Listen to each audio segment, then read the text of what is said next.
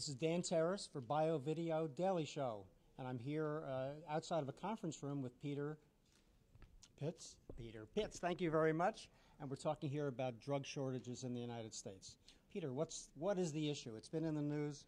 Why is it here at Bio this year? Well, like every other major issue in healthcare, it's important and it's complicated.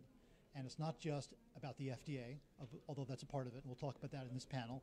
It's also about kind of perverse economic disincentives, and also the need for some real legislation and a real understanding about the economics of pharmaceutical production.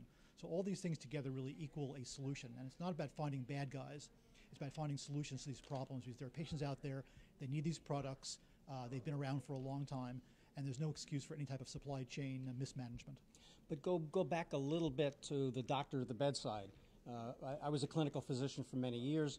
A patient moves from one part of the hospital to another.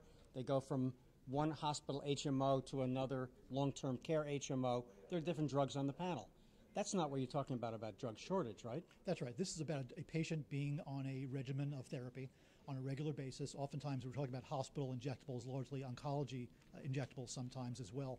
And that one day a patient comes in for their treatment and lo and behold, the drug is not available. Why?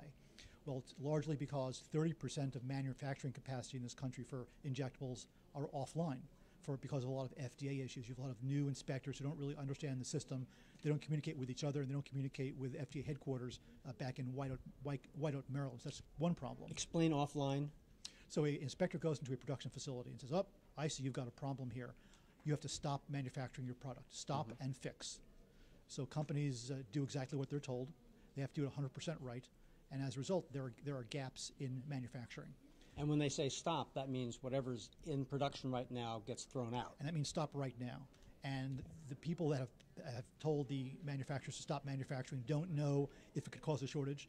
They don't know if the manufacturer halfway across the country is also stopping their manufacturing plans. So better communications is required.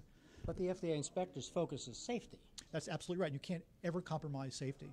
But you have to understand when to stop a production line and when to give good, solid advice to a production company to make it better. So there's a finesse there as well. Now, in clinical days, it was common for antibiotics to have difficulty finding them. I mean, I think that's pretty well understood. But now it's much more focused on generics, that's right, not branded, and injectables, that's right, not pills. So largely, why the increase and why this difference? Demography. So largely, these are products that are off patent. They're generic drugs. They're produced at extremely low margins, and they're squeezed. Not only do they have to come in at lower cost, because after all, they're generics, but they also are sold to hospitals through third parties called group purchasing organizations, or GPOs, who take their cut out of it and squeeze very hard so that the hospitals pay as low a price as possible. And the result is that a manufacturer is making almost no margin at all. So any type of manufacturing issue takes the product offline, and it may never come back online. So there needs to be some type of legislative fix that allows a manufacturer of a product that can be in shortage to charge a slightly higher price so that there's value and incentive to stay in the game. Now, I think with cancer drugs there are many options to choose from, but there may be one that the physician really wants and what the patient really wants. The other one that really frightens me are the anesthesia drugs. That's right. So the anesthesia drug is not available. What are the options? Well, first of all, a doctor should always have the opportunity to prescribe to her patient precisely the medicine that they want, whether it's on brand or generic. And when a hospital says, well, we can't give you propofol if you're an anesthesiologist, but we can give you this, the doctor can say, well, that'll get the job done, but that's not my preferred treatment. That makes me uneasy. And that's got implications relative to malpractice insurance. It's got implications relative to where doctors want to practice medicine.